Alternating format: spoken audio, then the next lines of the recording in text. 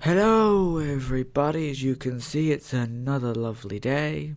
Sun's shining brightly behind me, at least last time I checked, which it looks like it is in the in the recording, but let's get on with the business at hand, which mainly is nope, wrong one. Final Fantasy 15, which for some reason I don't dislike. I wasn't expecting to like it. All the trailers and material that came out before it came out, I expected to really not like the game. Which is why it took me this long to get it. I was that desperate for something good to play. So I got it. I've been playing it. I've been playing it a lot. It's quite fun and I've got nothing else better to play. The combat is simple enough. It's just mainly not been proving too hard for me as somebody that doesn't always get every last mechanic all that well, which is again why playing on easier difficulties proves useful.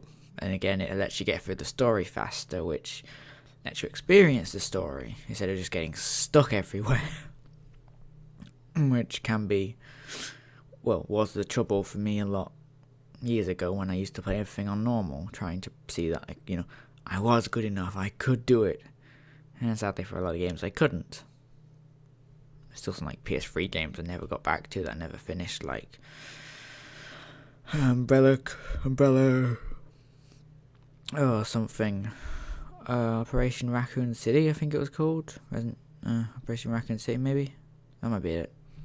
I didn't dislike the game. I just couldn't do it. I couldn't get past the tyrant fight, I think, at some point.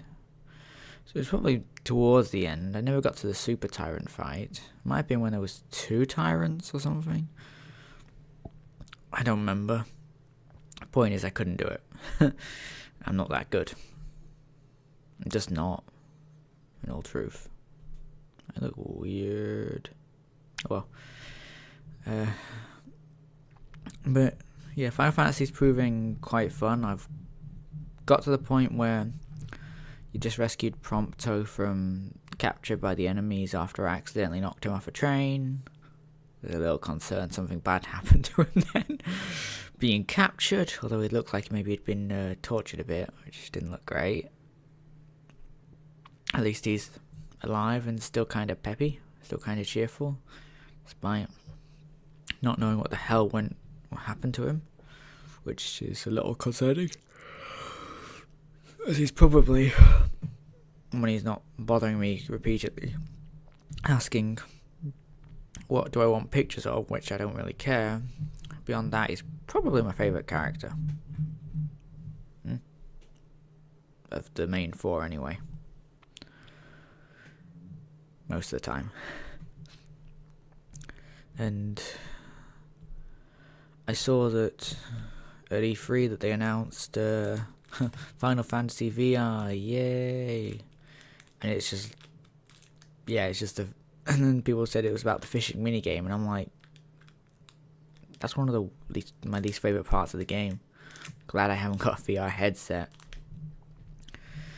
Besides, I don't feel like I need a VR headset, since a TV screen and a controller, you can still get pretty well immersed in the game you're playing, in the world you're experiencing.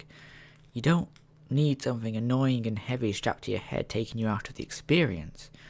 You just need a nice settee or chair or something, a good TV, a working controller that all the buttons work on, and you can get quite happily immersed in many a good video game. Same thing with books, when there's fun books to read. You get lost in the world to the point that physically having to turn the page doesn't take you out of the experience, which is crazy when you think about it, but it's fun. A lot more fun than the current VR trend sounds.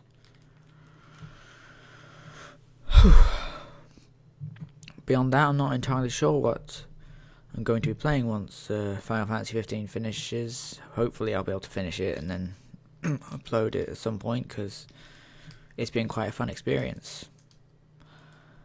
I've cut out the loading screens for the video game, but I'll admit I kept a lot of the driving bits, because for the most part I think the scenery can be quite nice, relaxing, peaceful when you're doing sort of the side stuff and just driving around places and doing stuff. It breaks up the fighting, doesn't, overdo it.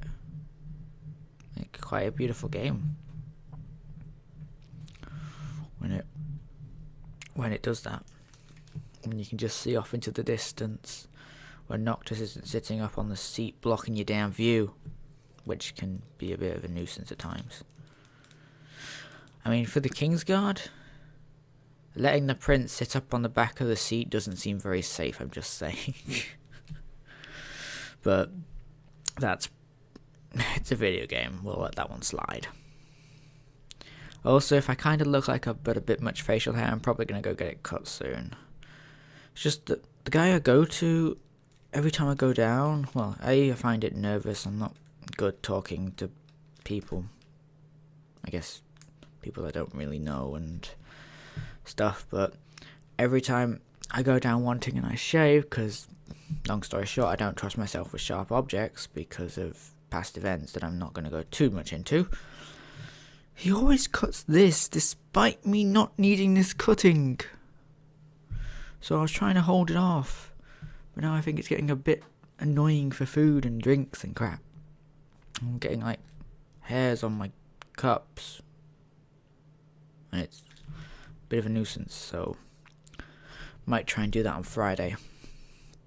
My stomach's a bit upset and I'm nervous about some things, so I don't want to do it right now, because one of my gerbils is going to the vets tomorrow, because, as they've said, and it's not too uncommon for gerbils, but they can get these like little lumps on their chest that grow, and my little one started, well, we only noticed because he started attacking them, so he was a bit bloody. It was like, oh god, what's going on? So they said, like, bring him back next week, which is this week, and they'll try and get rid of the lumps. We're taking him first thing in tomorrow, for like 9ish. Don't know if when they'll do the operation. Don't know if we'll get him back that night. I'm guessing from the way Mum's talking, she expects we will, but I think they kept Salt overnight when they did it on him some time ago. Salt sadly is no longer with us. He's a, you might call a previous generation gerbil. He was awesome. But this time it's a gerbil called Mustard who's got them. He's a little golden furball with a white tummy. And the white tummy's a bit stained with red these days, because even though the blood has dried, his white coat still's a bit red in places. Thankfully, he doesn't seem to be bothering it too much to make it bleed anymore beyond the sort of initial issue that we noticed.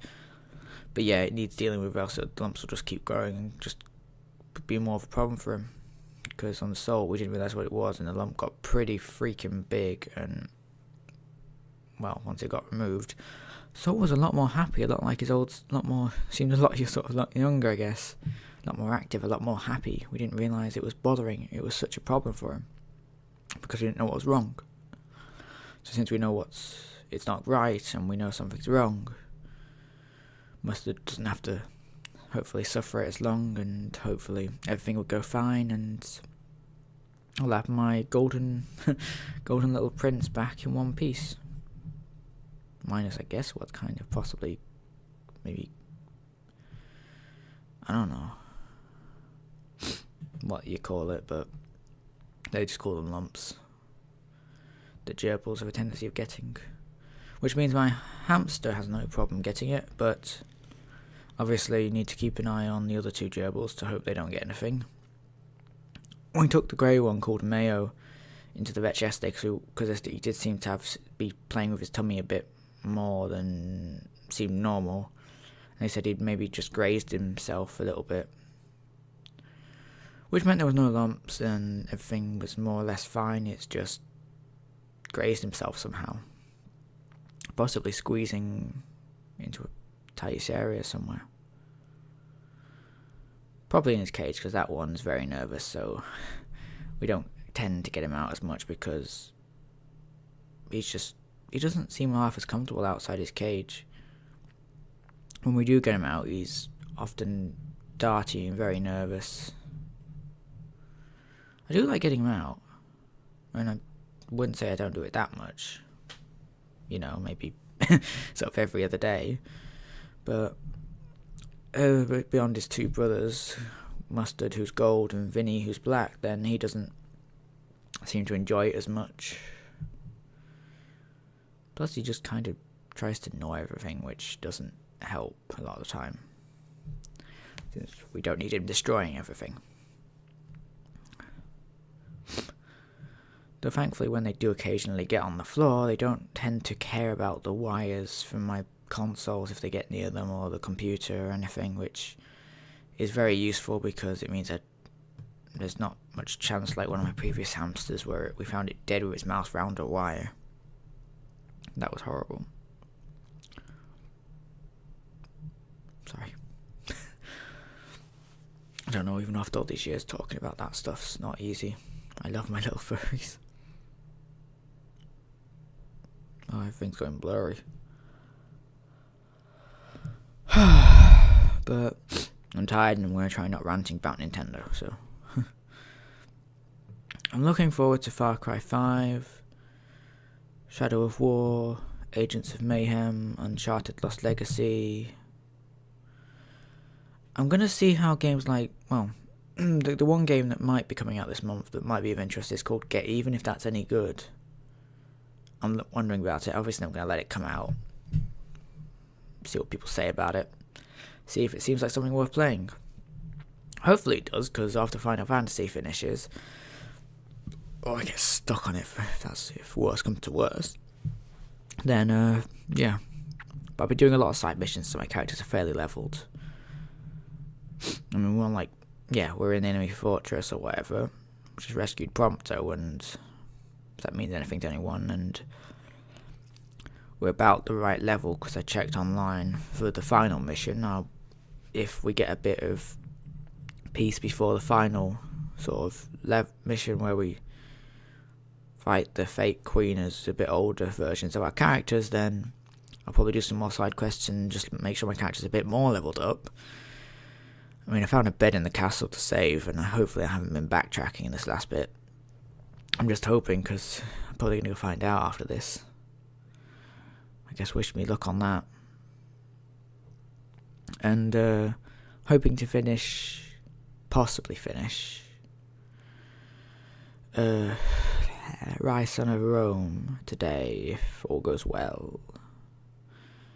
So my intention is to start uploading Shadow of Mordor, and then when Dead Space finishes, I'll put Dead Space 2 on, for anyone that wants to know. That's my current plan. Beyond that, it's either Dead Space 2 that will finish first, or Horizon Zero Dawn, I suspect. One of those two.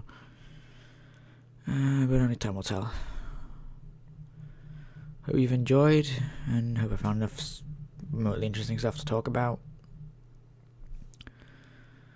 Hope Mustard is well this time next week. Bye.